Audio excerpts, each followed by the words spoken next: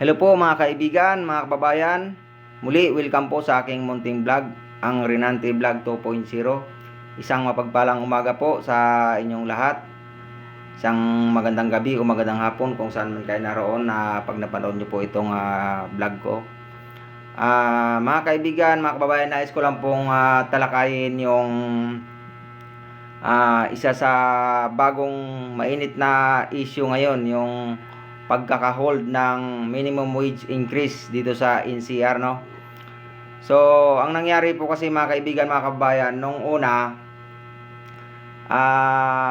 idineklara na ng DOLE na July 19, effective na yung additional na 60 pesos mula sa 85 na hinati at yung 25 naman sa January 20 next year, 2027. So, ang nangyari, na-extend po siya ng July 2025 yung 60.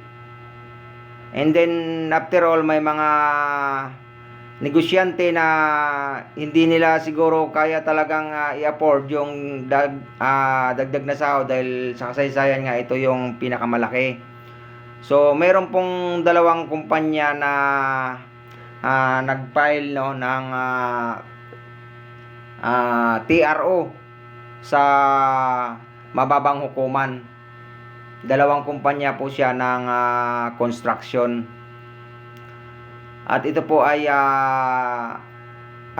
before na i-raffle, naglabas muna ng anti-order yung noong 24 yung korte. Hindi nung marapol na napunta kay judge, teka lang, titingnan ko yung note ko dito. Napunta kay judge, presiding judge Marie Joyce P. Manongsong ng Pasig City Regional Trial Court RTC Branch 152. So dito po ay binigyan niya ng pabor yung paghahain ng complainant ng dalawang employer o yung kumpanya ng construction na naglabas ng TRO regarding sa implementation ng additional na minimum wage dito sa Metro Manila. So, yun na po, no. Sa totoo lang, ang iba nating mga kababayan, hindi naman natin sila masisi na ang punto kaagad ng kanilang paninisi ay sa presidente kaagad. Sa mga normal nating mga kababayan, ganoon naman talaga kaagad yung magiging mindset natin, no. Pero gusto ko lang ipaunawa sa ating mga karamihang mga kababayan, lalo na sa mga kapwa ko manggagawa, mga kasama ko sa trabaho. Oo nga po, mayroong pananagutan dito yung ating mahal na Pangulo. Pero hindi lang po siya kasi ang dapat nating sisihin dito. Kasi actually, ang sistema po ng ating batas sa ating bansa ay hinati po tayo sa tatlo, no? Sa pamamagitan ng executive, legislative at saka judiciary. So, ang apat na sangay po ito ng gobyerno, ang tatlong sangay na ito, ito po ay pantay-pantay na which is hindi dapat pwedeng manghimasok si executive kay legislative at saka sa judiciary. So, ganun din yung dalawa, both side. Ang nangyari po ay base sa Labor Code Article 126, wala po talaga dapat jurisdiction yung mababang kapulungan. Yung mababang korte, no? Dapat ang may jurisdiction lang po dito, ayon nga po sa Labor Code Article 126, ay tanging DOLE lamang po sa pamamagitan ng NWPC o National Wage Productivity Board, Commission pala, National Wage and Productivity Commission. Yun lang po yung may jurisdiction dito pagdating sa wage increase issue. At ganoon din po yung Korte Suprema. So, ang nagtataka lang po ako dito sa hindi naman po ako abogado, no, pero nag-research po kasi ako. Nandiyan naman, available naman sa Google, pwede nating i-research po. Ang tanging may jurisdiction lang po talaga dito ay yung dalawang ano lang po na yun. Ano ng gobyerno, yung sistema ng gobyerno, yung isa yung judiciary at saka yung isang ahensya ng executive, yung DOLE.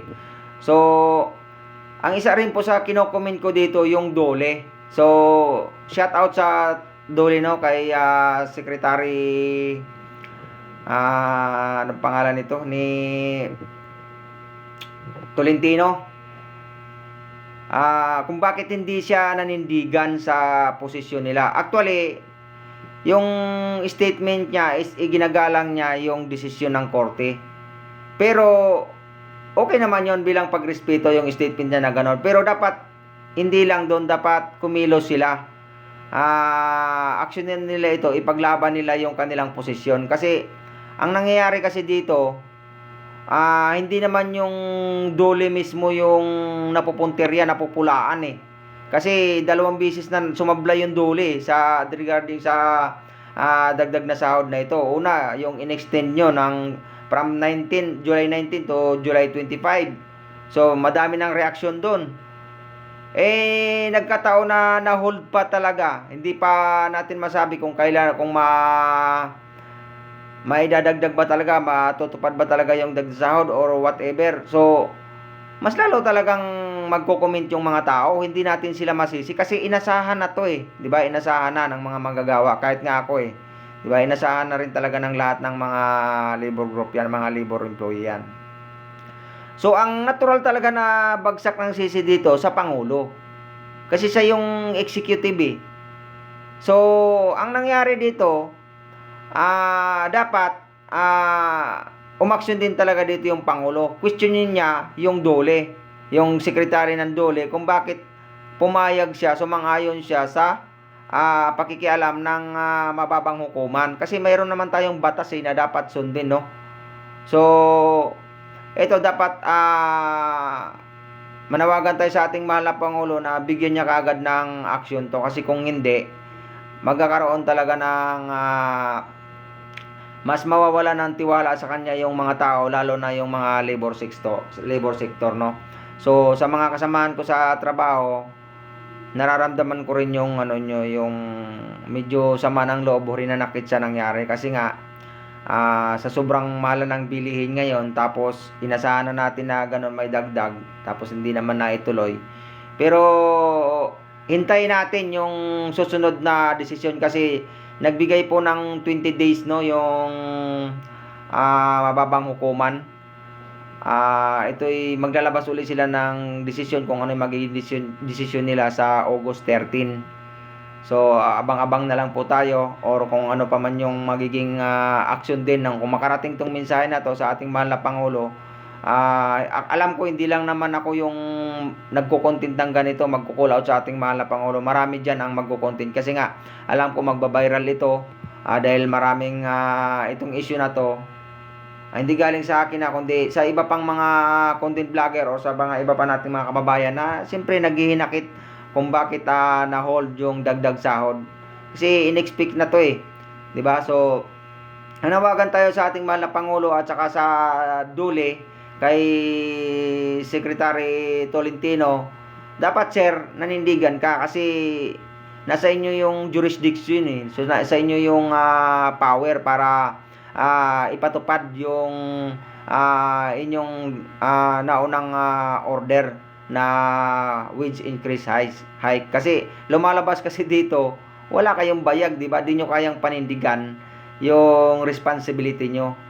Malinaw naman sa Labor Code, Article 126, only the DOLE sa pamamagitan ng NWPC at Korte Suprema lamang, Supreme Court, ang tanging may jurisdiction pagdating sa wage increase na yan.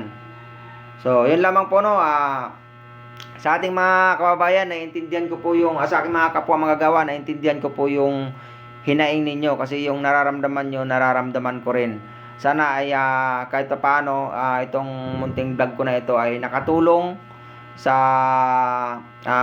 bawat isa na nagkaroon ng konting kaalaman. Actually, kung meron lang tiyaga ang bawat isa na mag-research, Nandiyan naman sa Google, available naman na mapapaliwanag sa atin, or kaya sa ako din ako nagano sa Doli kasi siyempre nagano ako sa Doli, hindi naman ano eh. Siyempre yung side nila didipinsa nila. Dumiretso na ako sa Google para malalaman ko rin kung ano yung mga iba pang mga detalye. So, pwede nating i-research yan mga kasamahan ko sa trabaho, mga kapwa ko ka-empleyado, para maunawaan po natin lahat. Yung paninisi sa ating gobyerno, sa ating presidente, natural naman yan sa mga ordinaryong mamamayan. Kasi, ang karamihan talaga nangyayari sa ating bansa, halos lahat, ang nangyayari sa ating bansa, halos lahat bagsak agad sa presidente. Pero ang hindi naunawaan ng karamihan ay hindi naman po dapat, kasi wala naman pong absolute power yung presidente. Hindi lang po kasi ang presidente ang nagdedesisyon o nagmamando sa ating bansa, kasi hinati po tayo sa tatlong sangay. Yun na nga po, ulitin ko, judiciary, executive, legislative at saka judiciary, na which is parehas po, pantay po yung power nila, na dapat hindi nanghihimasok ang bawat isa. Kaya lang sa sistema kasi dito sa atin, may mga history naman na tayo na hindi talaga na iiwasan na yung judiciary na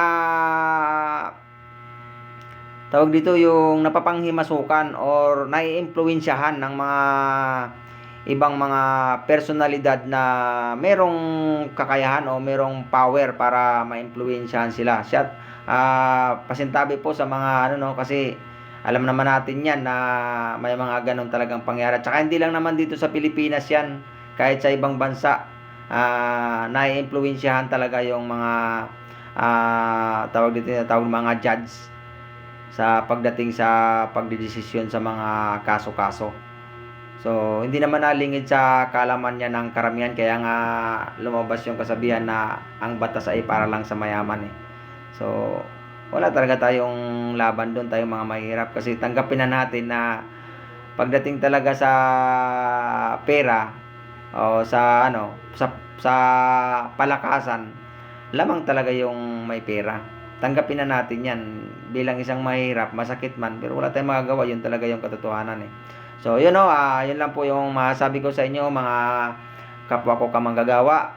Maraming salamat po sa inyong panonood sa aking video, sa aking munting vlog. At kung nagustuhan nyo po yung aking mga videos, ay paki-support na lang po, paki-like, paki-share, at pwede rin po kayong mag-comment at pa-subscribe na rin po. Bye-bye po, at saka God bless sa inyong lahat.